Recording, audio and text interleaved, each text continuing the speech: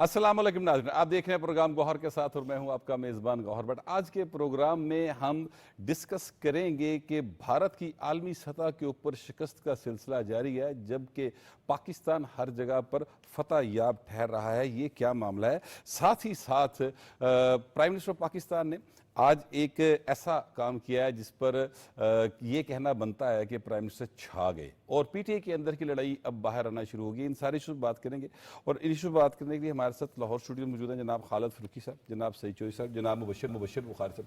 तीनों बड़े सीनियर सहाफ़ी और तजज़िया नगार हैं। जनाब खालिद फरूकी साहब, आपसे शुरू करते हैं बात का सिलसिला।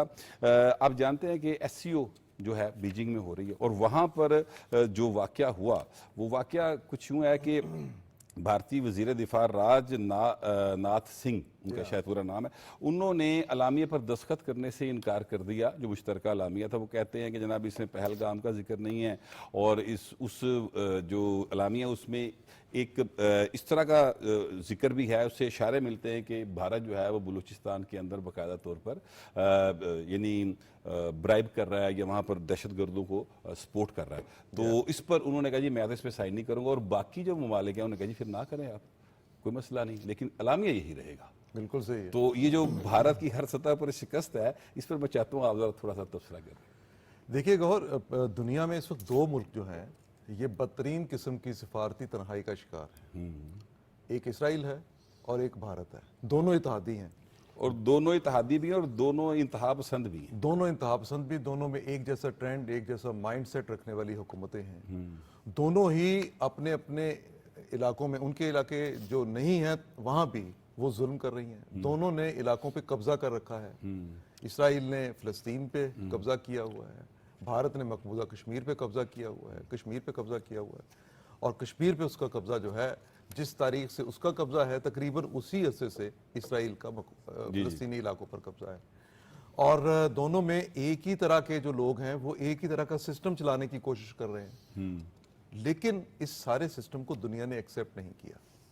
ये भारत का सौदा बिकता रहा कुछ अर्सा और उन्होंने जाके तो पाकिस्तान के खिलाफ उन्होंने बड़ी कैंपेन की और मुख्तलिफ जगह पे, अगरचे शिकस्त उनको माजी में भी होती रही, लेकिन अब जिस तरह से आप देखें ना, बड़ा मामला एक अजीब सा बन रहा है कि जिस तरह से भारत को पे दर पे सलामती कौंसिल से लेके यहाँ शंघाई कोऑपरेटिव तंजीम तक, ये जो ताउन तंजीम है, यहाँ तक जिस तरह उसके लिए हालात बने हैं। और इस तंजीम में है कौन?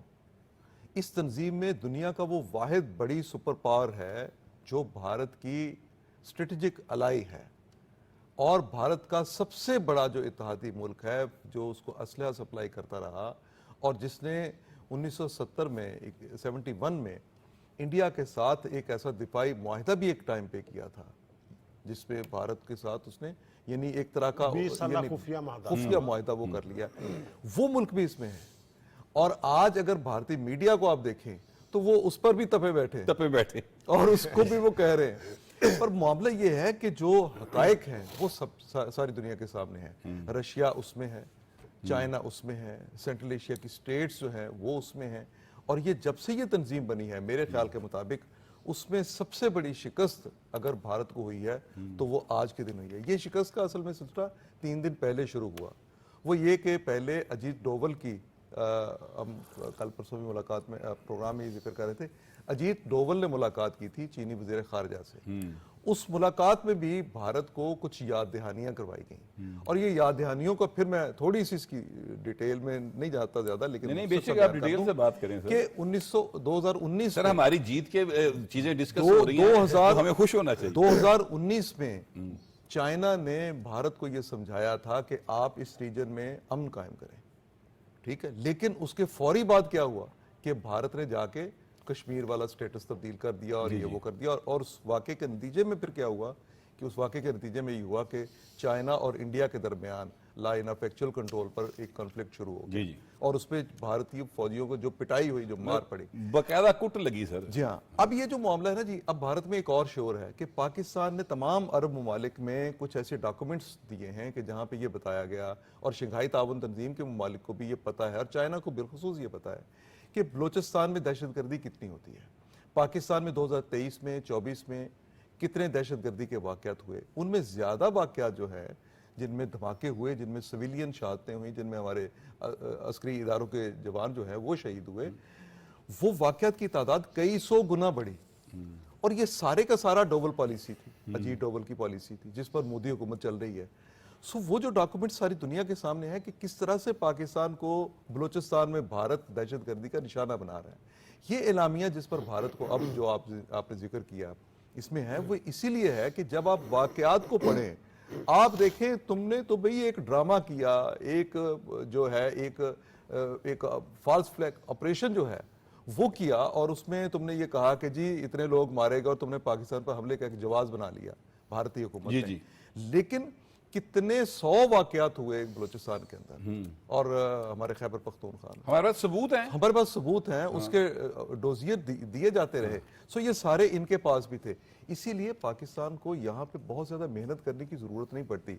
देखिए, रूस भी चाहता है और चाइना भी चाहता है और सेंट्रल एशियन स्टेट्स भी चाहते हैं कि ये खित्ता जो है ये पीसफुल बने, यहाँ ट्रेड हो, लोगों के साथ ताल्लुकात बने। एक ख्वाब है कि यूरोपीय यूनियन ने भी तो एक देखा ना, सुकून देखा उन्होंने, तो ये यहाँ पे एशिया में क्यों नहीं हो सकता? सो एशिया में ये इंतहाई ताकतवर और आबादी वाले और वसाइल वाले ममालिक हैं, लेकिन अगर नहीं हो रहा तो वो भारत की शरारतों और शैतानियों की वजह से नहीं हो रहा।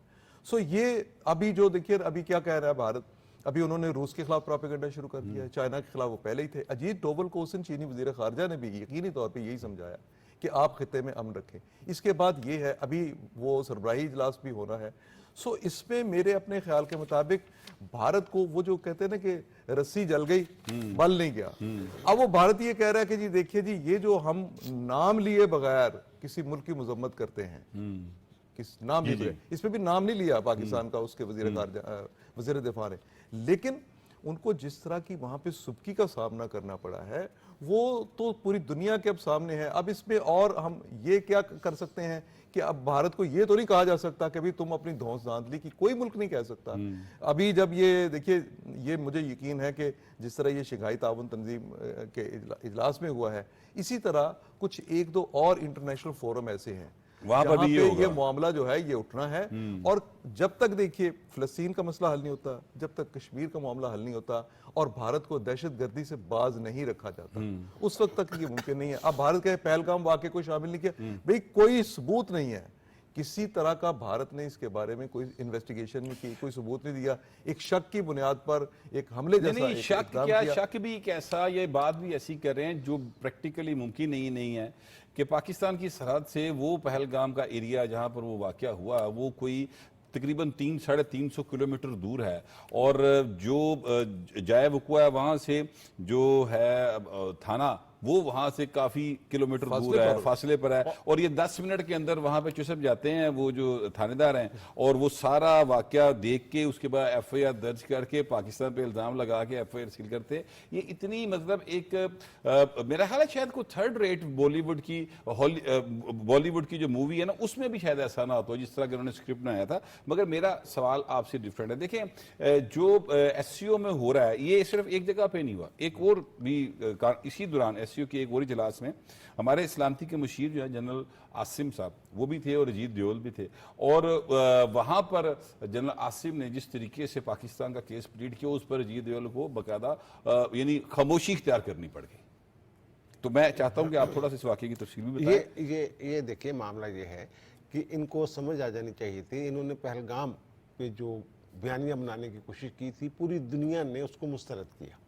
जी, किसी ने उसको बाय नहीं किया। पाक भारत जंग के दौरान जो कुछ हुआ वो यहाँ भी ये लेके गए, ये इशू हर जगह। इवन ये कि इन्होंने कुछ 7 के करीब मेरे ख्याल मिशन भेजे थे, सफारती मिशन मुख्तलिफ जगहों पे, हर जगह उनको हजीमत का सामना करना पड़ा। और हमारी तरफ से जो मिशन गया था सफारती मिशन बिलावल भुट्टो जरदारी साहब की सरबराही में, तो वो जहाँ भी गया उन्होंने अपना मौक़िफ़ जिस अंदाज में पेश किया, एक दलील के साथ जो बात की, ज़ाहिर दलील के साथ और सच्चाई सामने रखी जाए, तो उसी को ही लोगों ने देखना होता है ना। जी, ये वहाँ पूरी दुनिया में हजीमत उठाने के बाद यहाँ फिर आके जनाब अब इनका इशू यहाँ जो मुझे लग रहा है ना, यहाँ पे चाइना में ये जो बलूचिस्तान वाला इशू, जो पाकिस्तान में मुदाखलत की बात हो रही है और वहाँ बदअमनी और इंतशार में बैरूनी कुव्वतों की बात हो रही है, तो ज़ाहिर यहाँ हमारे एक दिन पहले राख एजेंट पकड़े गए हैं जी जी यहाँ पे।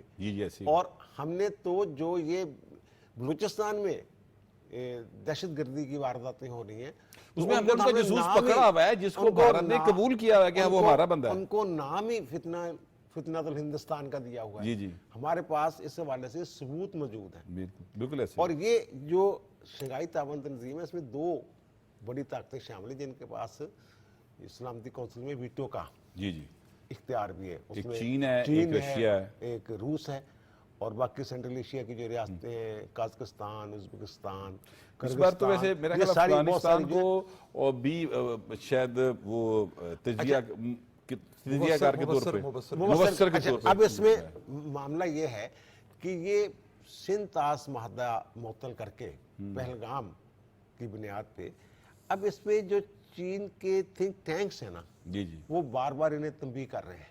जी जी और उन्होंने जो तंबीह जंग के दौरान की थी ना 22 अप्रैल के बाद, जो उन्होंने इंतबाह का सिलसिला शुरू किया था, वो इसी तरह की बात अब कर रहे हैं।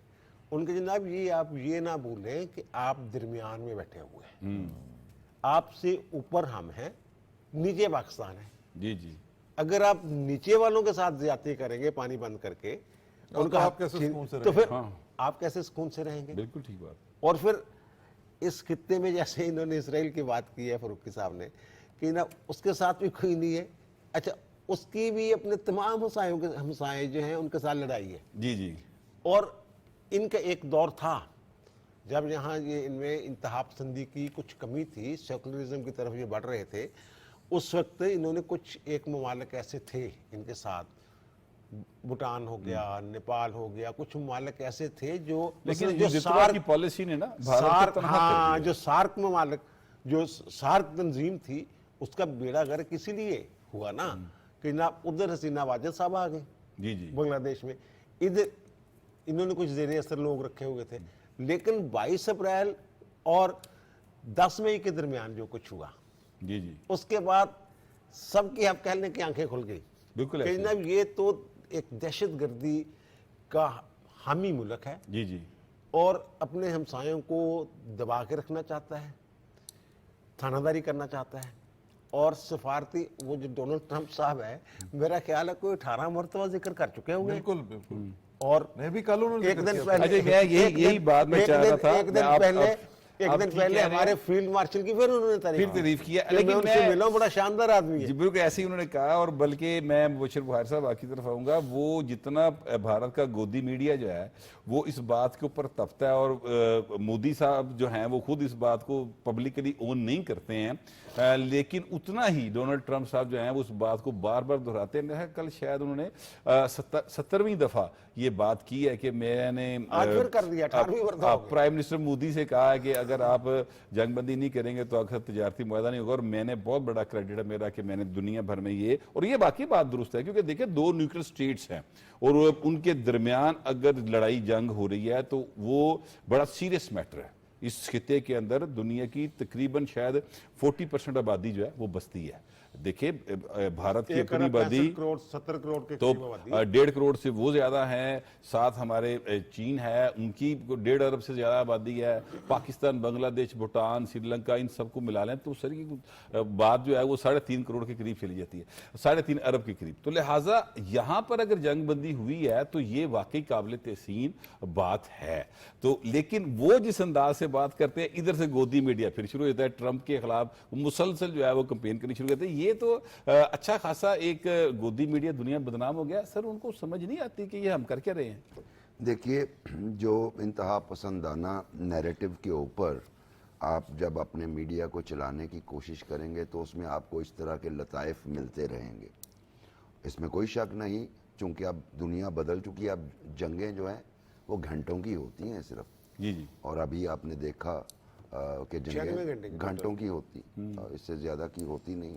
नहीं, वो तो वो हमले कर रहे थे, हम बर्दाश्त कर रहे थे। हम बर्दाश्त जब कर- जंग शुरू हुई है तो 1.5 घंटा वही- चली सर। वही 1.5 घंटा चली, 1.5 घंटा चली। दुनिया की तारीख में इतनी तेज तरीन शिकस्त किसी को नहीं मिली जितनी हमने दी और है भारत को। जिस चीज का खौफ प्रेसिडेंट ट्रंप कर रहे थे कि न्यूक्लियर वॉर के करीब थे, वो बिल्कुल ठीक था, क्योंकि जब घंटों की जंगें होंगी तो ये ऐसे डिसीजन भी मिनट्स में ही होंगे जी जाहिर है। और उसमें 30 सेकंड सर, वो सेकंड्स की बात है। और क्रेडिट जाता है उनके बिल्कुल। कि उन्होंने सेंस करते हुए टेंशन को डिफ्यूज किया, दोनों तरफ वो किया, लेकिन बार बार वो उन्हें गालिबन उनकी इंटेलिजेंस रिपोर्ट्स आती हैं।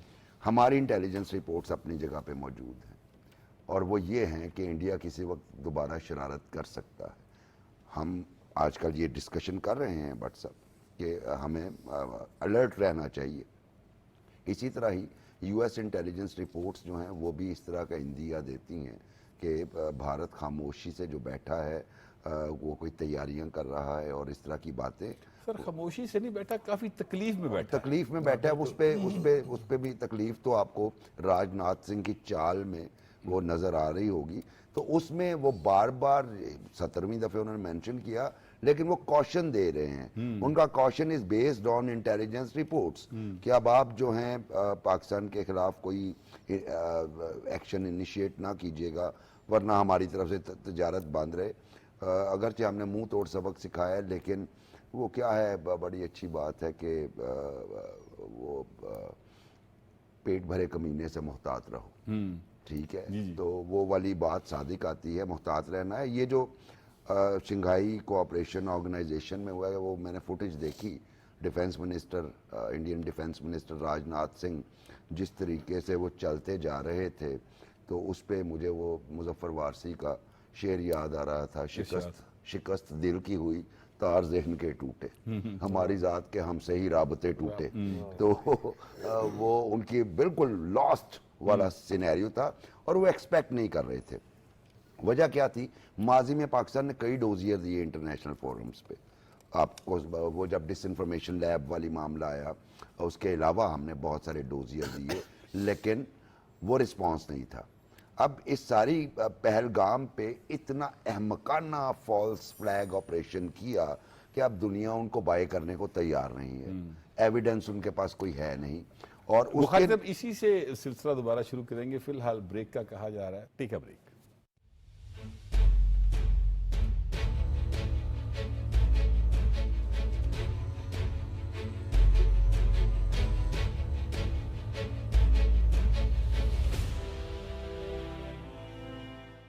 Welcome back. ब्रेक पे जाने से पहले मुबश्शिर बुखारी साहब बात कर रहे थे भारत के फॉल्स फ्लैग ऑपरेशन के बारे में, तो बुखारी साहब वहीं से कंटिन्यू कीजिएगा। जी भट्ट साहब, मैं ये कह रहा था कि वो इतना फ्लॉड प्लॉट था कि वो उसने पूरा जो इमेज बनाया हुआ था ना जाली किस्म का इंडिया ने, उसको तबाह कर दिया। अच्छा, पहले तो उस पहलगाम के हवाले से जो इंडियन मीडिया ने या मोदी मीडिया या बकौल आपके गोदी मीडिया, बल्कि गौदी मीडिया उस पे गाउदी बहुत ही मुनासिब लफ्ज़ है क्योंकि ऐसे मीडिया को गाउदी ही कहा जा सकता है। अगरचे मैं इस तरह के अल्फाज इस्तेमाल नहीं करना चाहता, लेकिन मजबूरी है जो उन्होंने किया। और उसके बाद जो जंग हुई उसके दौरान तो खैर कॉमेडी सीन्स चले। अब आपको मैंने तो इंडियन चैनल्स पे जाना ही बंद कर दिया क्योंकि वहाँ पे आपको शोर, आहो बुका, चीखो पुकार और झूठ के अलावा कुछ नजर नहीं आता। और यही वजह है कि दुनिया ने इंडियन क्लेम्स को और एलिगेशंस को नॉन सीरियस लेना शुरू कर दिया। एक दूसरा ये कि इंडिया ने जो कार्रवाइयाँ की कनाडा में, बरतानिया में, यूएसए में, उसके बाद दुनिया को इस बात का इल्म हो गया कि भाई ये तो खुद दहशतगर्दी करवा रहे हैं। और फिर हमने जो डोजियर इस दफ़े पेश किए, और इसमें चौधरी साहब ने और फारूकी भाई ने बिल्कुल ठीक कहा कि ये पाकिस्तान की फॉरेन फ्रंट के ऊपर, फॉरेन अफेयर्स फ्रंट के ऊपर इंतहाई शानदार कामयाबी, इंतहाई शानदार कि वो जो अपने आप को बहुत बड़ी ताकत समझता था कि मैं इलाकाई ताकत हूँ, उसका जो मामला है वो है नहीं डिक्लेरेशन में या स्टेटमेंट में। और पाकिस्तान वाला मामला यानी दुनिया ने अब बाय कर लिया और इस पे मुबारकबाद के मुस्तहिक हैं।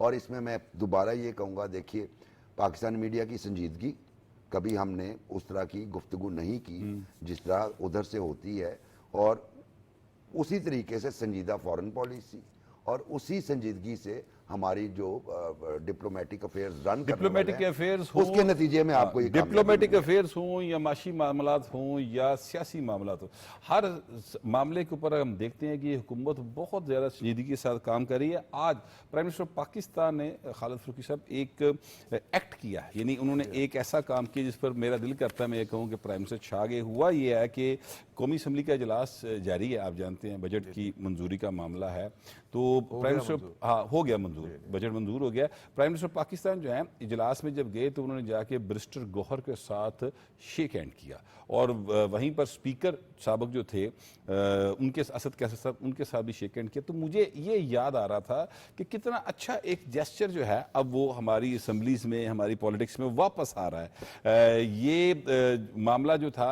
जब तरीके इंसाफ की हुकूमत थी तो ये मामला कहीं बहुत दूर रह गया था, बल्कि वो कहा जाता था कि इनको मैं रुलाऊंगा, इनको रोना पड़ेगा, ये रोएंगे। आप याद कीजिए ये बड़ी पब्लिकली बातें थी। आज चीजें बिल्कुल प्राइम मिनिस्टर ने वो सारी चीजें भुलाकर जाके हाथ बढ़ाया। पहले भी कई बार प्राइम मिनिस्टर कर चुके हैं, आज भी किया। तो मैं चाहता हूं कि इसके ऊपर थोड़ा सा आप अपना इजहार ख्याल कर दें। देखिए गौर साहब, मसला ये है कि जो पीटीआई की लीडरशिप है, ये इस वक्त की जो लीडरशिप जो है, जो अडयाला से बाहर है, इसमें जमहूरी लोग भी हैं और वो लोग भी हैं जिन पर साया बहुत गहरा है जी। और वो उसी तकब्बर और गुरूर का शिकार हैं। मैं पहले भी अर्ज कर चुका हूं कि उनका जो ये गुरूर और तकब्बर था, इसके पीछे बेशुमार चीज़ें थी। इसके पीछे कुछ लोगों का किरदार था, कुछ इदारों में छुपे हुए लोग थे, जुडिशरी में ऐसे बंदे थे जिन्होंने कुछ ऐसा रोल एक माजी में ऐसा प्ले किया जिसकी वजह से पाकिस्तान का सियासी माहौल ख़राब हुआ। लेकिन आज अल्लाह ताला का शुक्र है कि हमारी एस्टेब्लिशमेंट और हमारी अदलिया ये दो ऐसे मकाम पर खड़े हैं जहां इनकी इज्जत हर गुजरते दिन के साथ बढ़ी है। जी जी। आज आप पाकिस्तान के एस्टेब्लिशमेंट के बारे में ये अंदाज़ा करें ना कि वो एस्टेब्लिशमेंट, वो हमारे इदारे, वो हमारी कौमी सलामती का इदारा बिलखुसूस पाक फौज जो है, जी जी, इसके बारे में जो मनफी प्रोपेगेंडा किया गया और यहाँ तक प्रोपेगेंडा किया गया कि अभी आप भारत का जिक्र कर रहे थे कि भारत ने जब पाकिस्तान के खिलाफ जारहियत की तो उस वक्त इन लोगों के मीडिया ने यह कहा कि पाकिस्तान में अवाम शायद अवाम फौज के साथ नहीं खड़े। और हुआ क्या कि आज पाकिस्तान में अगर कोई किसी एक पाकिस्तानी की आप बात करें तो उसका सबसे पसंदीदा शख्सियत का पूछेंगे तो वो पाक आर्मी के जवान की बात करें, बिल्कुल ठीक बात कि वो उस पर फूल बरसाने के लिए हर वक्त तैयार है। जी जी। सो ये प्रोपेगेंडा, जो एस्टेब्लिशमेंट का वो रोल जो उस वक्त का था और आज हम देखें अपने इदारों का किरदार देखें तो वो यकसर तब्दील हो गया। इस तब्दील शुदा किरदार में जमहूरियत तवाना हुई है, पार्लियामेंट मजबूत हुई है, इसमें यह हुआ है कि वो साजिशें खत्म हुई हैं। अच्छा, लेकिन एक शख्स जो है वो जब जेल के अंदर भी है तो वो क्या एक बहरान पैदा करने की बात करता है। वो कभी कहता है कि जनाब अपनी असेंबली को केपी में कि एक दफ़ा फिर असेंबली तोड़ देने की बात करते हैं, फिर कहते हैं बजट मंजूर ना किया जाए। अब अभी आप गंडापुर साहब का बयान देखें, वो कहते हैं कि आईनी बहरान से बचने के लिए हमने ये बजट मंजूर किया। अच्छा, ये एक एतराफ़ है किस चीज़ का कि अगर वो बजट मंजूर ना करते तो इसका मतलब है आईनी बहरान था। तो उन्हें कहा क्या जा रहा था कि बजट मंजूर ना करें और उसको आगे आईनी बहरान पैदा हो, आईनी लेकिन बहरान ताकि जो सोसाइटी के अंदर थोड़ी बेहतरी आ रही है, जो माशी मामला बेहतर हो रहे हैं वहां पर एक दफा फिर गड़बड़ हो और आईएमएफ के साथ जो हमारे मामला बेहतरीन जा रहे हैं वो गड़बड़ हो जाए, गड़बड़ हो जाए। अच्छा, ये कोशिश माजी में भी हुई, सारी कौम ने देखा, नहीं ना, लेटर लिखे हैं, लेटर लिखे बकायदा। तो आज फिर लेकिन पाकिस्तान में खुशकिस्मती की बात यह है कि जो मैं कभी कभी कहता हूं कि हमारी इस वक्त की जो लीडरशिप जो इस वक्त ऐवान में मौजूद है और जो इस वक्त इक़्तिदार के मुख्तलिफ जगह पे मौजूद है, उनमें देखिए इंतहाई मेच्योर जरदारी साहब को देखें, जिस एज में वो है उनका पूरा तजर्बा उनके साथ है। शहबाज शरीफ साहब को देखें, इसी तरह जितनी लीडरशिप वो ये है। काश के हमारा वो एक हमारी एक सियासी जमात का वो बानी चेयरमैन भी इसी सलाहियत का, ज़हनी सलाहियत का, जमहूरी तदब्बर का मुजाहिरा करते तो पाकिस्तान के हालात मुख्तलिफ होते। आज अगर प्राइम मिनिस्टर ने ये हाथ बढ़ाया है तो इसको एक मैसेज समझना चाहिए। बिल्कुल ठीक बात है। जो देखिए पीटीआई के अंदर कुछ आवाज़ें आ रही हैं कि माइनस किया जा रहा है। बानी चेयरमैन की जो हमशीराएं हमशीर खान है, वो कह रही हैं कि ये माइनस करने वाली बातें हैं। आपने बजट मंजूर कर लिया अब तो तो आपने माइनस कर दिया, माइनस कर दिया। आप ये बात नहीं मान रहे, इलीगल बात नहीं मान रहे, तो आप माइनस करें। अच्छा भी अगर वो वहां से ये आवाज उठाएंगे कि हम गोली लेके उठेंगे, हम लाठियां लेके निकलेंगे, हम तो फिर ठीक दारुल है। हुकूमत पर धावा बोलेंगे, तो फिर ठीक है। सो मामला ये है कि मेरा अपना ये ख्याल है कि प्राइम मिनिस्टर ने ये जो एफर्ट की है इसको उन्हें जारी रखना चाहिए। पीटीआई के अंदर से ये चीज़ें, ये आवाज़ें इस वक्त जो है वो सामने आ रही हैं कि हमने पाकिस्तान के सिस्टम को चलाना है, निज़ाम को चलाना है। इस निज़ाम में वो जितना अपनी उस लीडरशिप के आसेब से और आसेब ज़दा ख्यालात से वो बाहर निकलेंगे, उतना ये बेहतर है। पाकिस्तान के मुफाद में उतना ही बेहतर है। उनके अपने लिए भी बेहतर है सर। उनके अपने लिए भी बेहतर है। और पॉजिटिविटी ये लानी चाहिए। वक्त जो देखिए, वक्त जो है बहुत तेजी से आगे बढ़ चुका है। ये वक्त वो नहीं रहा कि आप 3 साल पहले वाली सियासत करें। जो बाहर के लोग हैं वो जानते हैं कि अवाम की राय किस हद तक तब्दील हो चुकी है, मुआशी हालात पाकिस्तान के क्या है। आज अगर आप एक स्लोगन देंगे ना कि जी देखें जी महंगाई, अच्छा हर बंदा पूछेगा आपसे कि कौन सा कौमी या आलमी इदारा है जो पाकिस्तान में महंगाई की बात कर रहा है। इन्फ्लेशन कम हो चुकी है, लोगों की सैलरीज में इजाफा हुआ, रोजगार के मौके पैदा किए जा रहे हैं, बजट में बहुत से इंसेंटिव्स दिए गए थे, ये चीजें की जा रही है। सो ये मामलात ऐसे हैं जो बेहतरी की तरफ गए हैं। इस पे पीटीआई जितना ताउन करेगी उसकी leadership लेकिन जितना चोई साहब ताउन ये करेगी, उसकी वो बेहतर होगी। सीखने को तैयार नहीं नजर आती पीटीआई। क्योंकि मैं आपसे गुजारिश करूं कि जो बानी चेयरमैन हैं पीटीआई की, उनकी जो हमशीर खान हैं वो एक साइड पे खड़ी हैं। उनकी जो मौजूदा बेगम साहब हैं उनका ग्रुप एक और साइड पे है। जो वफाक के अंदर उनके नुमाइंदे हैं उनके अंदर भी 2-3 ग्रुप्स हैं। और ये जो केपीके में गवर्नमेंट है उसके अंदर भी 2-3 ग्रुप्स है। तो वो काफ़ी ज़्यादा तकसीम दर तकसीम है। आज तो बल्कि हुआ ये कि अली मीन गंडापुर साहब ने ये कहा कि जी मैं सिर्फ एक शख्स को जवाब दूँ, वो बानी पीटीआई, बाकी मैं किसी को जवाब देनी। सवाल उनसे ये हुआ था कि वो अलीमा खान साहबा ये कह रही थी, उन्होंने कहा जी मैं किसी और को जवाब दे नहीं। तो उन्होंने तो अलीमा खान साहबा को बिल्कुल जो है ना यानी इस काबिल ही नहीं समझा कि वो Sideline उनकी कर बात दिया। करें। हाँ, उन्होंने ये कहा कि मैं तो सिर्फ बानी जो है उसको मुतमिन करना है। आज आपने बात की ना कि अंदर जो इख्तिलाफात है, मुझे ये एक दूसरे को ना सब लोग जो है, ये जो जेल में बैठा हुआ शख्स उसको भी धोखा दे रहे हैं और आपस में भी एक दूसरे को धोखा दे रहे हैं। अब ये देखें जो बजट वाली बात है, ये बिल्कुल ठीक बात है। गैर किसी ने जिसने भी मशवरा दिया गैर दानिशमंदाना कि ना बजट पास नहीं करवाना जब तक मुझसे आकर जनाब वो ना ले लिया जाए, अप्रूवल ना ले ली जाए। अच्छा, अगर 30 जून तक ना होता तो आईनी तौर पे वहाँ का जो सिस्टम था सारा चौक हो जाना था, माशी तौर पे सारा कुछ खत्म बंद। फिर या ऑर्डिनेंस आता, ऑर्डिनेंस के जरिए कितनी देर तक चल सकता है, या फिर अगर पेश हो गया था और मंजूर नहीं हुआ इसका मतलब है हुकूमत के खिलाफ एतमाद हुकूमत कर जाए। अब फिर ये कहा गया, पैगाम भेजा गया कि जनाब आप सुप्रीम कोर्ट में जाएं और वहाँ एक दरख्वास्त दें कि ये हमारा जो चेयरमैन है या सरबराह है वो जनाब जेल में है और वहाँ मुलाकात करवाई जाए, हमने वहाँ उनके साथ डिस्कस करना है, हदायत लेनी है। अब बजट तो पास हो गया था, फिर तरमीम ही हो सकती थी ना, फिनांस बजट या ज़िमनी बजट आता। अच्छा, अब हुआ ये कि ये मैं कह रहा हूँ एक दूसरे को कैसे वो आंखों में धूल झोंकते हैं।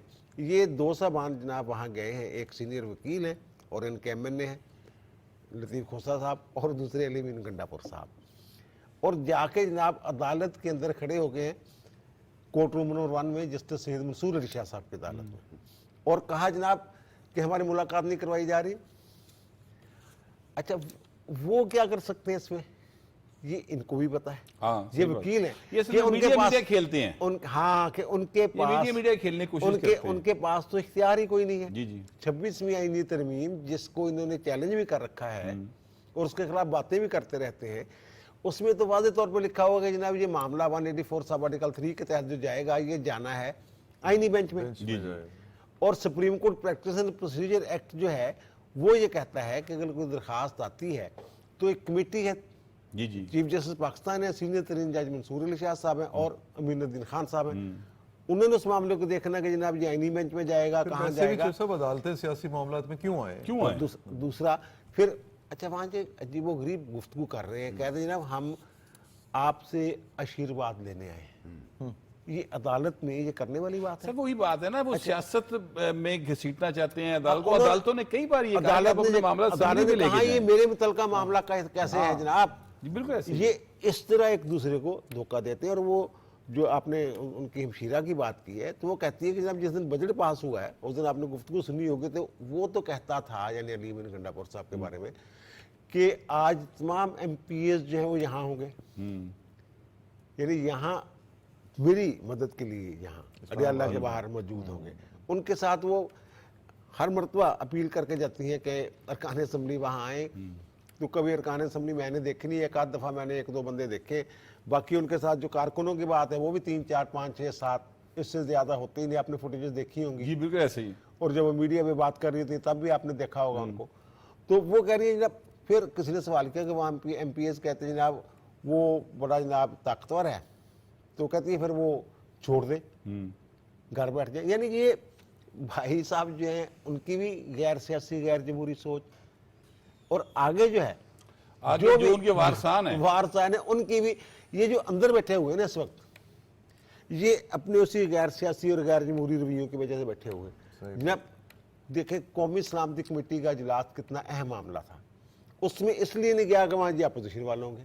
अपोजिशन लीडर तकरीर करता है तो भाई साहब ऐवान से उठ के चले जाते हैं। अच्छा, यही मैं आपसे कहना चाह रहा था। मैं बुखारी साहब, मेरा ये सवाल आपसे ये है कि ये देखिए कि एक चेयरमैन के तौर पे, PTI के चेयरमैन के तौर पे बैरिस्टर गौहर साहब जो हैं उनको रखा गया हुआ है। मतलब वो अब उनको चेयरमैन PTI तो कहा जाता सर है। एक सेकंड, बड़ा अहम कानूनी नुक्ता रह गया।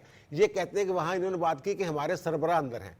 अब अगर वहाँ ये दरखास्त देते हैं कि जनाब हमारे ये चेयरमैन है, और रजिस्ट्रार ऑफिस पूछ लेता है कि जनाब आप नोटिफिकेशन लाएं इलेक्शन कमीशन का कि जनाब ये हमारे चेयरमैन है, चेयरमैन का नोटिफिकेशन दिखाएं। फिर जब ये फैसला हो चुका है, सुप्रीम कोर्ट की जजमेंट आ चुकी हुई है मियां नवाज शरीफ वाले हवाले में कि सजायाफ्ता बंदा जो असेंबली की अहलियत के नहल होगा वो किसी पार्टी को लीड ही नहीं कर सकता। जी बिल्कुल ऐसे ही है, ऐसे ही है, ऐसे ही है। तो इनकी दरखास्त काबिल समाअत ही नहीं अब है। मैं ये कह रहा हूं कि देखें, जब एक पार्टी चेयरमैन मौजूद है और आपके भाई साहब ने ही उसको बनाया चेयरमैन, वो उनका मामला इलेक्शन कमीशन में बतौर चेयरमैन जेरे बहस है, वो एक अलग बात है। लेकिन कायम मुकाम के तौर पे ही एक चेयरमैन तो मुझे, तो पार्टी डिसिप्लिन जो है वो तो चेयरमैन ने मेंटेन करना है ना सर। और या एक जनरल सेक्रेटरी भी आपने बनाए हुए हैं, सलमान अकबर राजा साहब, तो उन दोनों की कोई दरमियान में हैसियत ही नहीं बन रही कि जी वो पानी के पास जाएं, बानी की बहन आगे बताएगा जी ये करना है, वो करें तो फंसे, ना करें तो फंसे। और वो जो 2 मेन ओहदेदार हैं वो इस मामले में कहीं दिखाई नहीं दे रहे। ये किस किस्म की पार्टी है सर? देखिए, ये तो वो जो अंदर साहब बैठे हैं ये उनका कसूर है। उन्होंने स्ट्रक्चरल और ऑर्गेनाइजेशनल वीकनेसेस जो थी इस पार्टी में वो दूर करने की कभी कोशिश ही नहीं की। आप भट्ट साहब, आप और मैं तो, हम और चॉइस साहब हमसे थोड़ा सा पहले, फारूकी साहब, हम तो वो सारा 97 में देख चुके हैं जब पार्टी लॉन्च हुई, और उसके बाद कितने चेहरे आए और कितने डिपार्ट किए। मिराज मोहम्मद खान साहब, आपको पता है, सेक्रेटरी जनरल आए थे, तो हमें बड़ी हैरत भी हुई। और उसके बाद मुसलसल दर मुसलसल चेहरों की तब्दीली है यानी पार्टी को। और जिसके बारे में थोड़ा सा फील हुआ कि जनाब अली ये बंदा थोड़ी सी इम्पोर्टेंस और पॉपुलैरिटी गेन कर रहा है, उसको फारिग करवा दिया।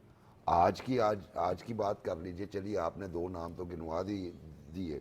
ये क्लेम करते जी हमने इलेक्शन जेन्युइन कराए, तो चलिए आपकी बात मान लेते हैं, आपने इलेक्शन जेन्युइन कराए, तो फिर बैरिस्टर गौहर है चेयरमैन और उसके पास पूरी पार्टी का आपके कॉन्स्टिट्यूशन के मुताबिक पूरा इख्तियार डिसीजन का इख्तियार है। तो व्हाई नॉट हिम?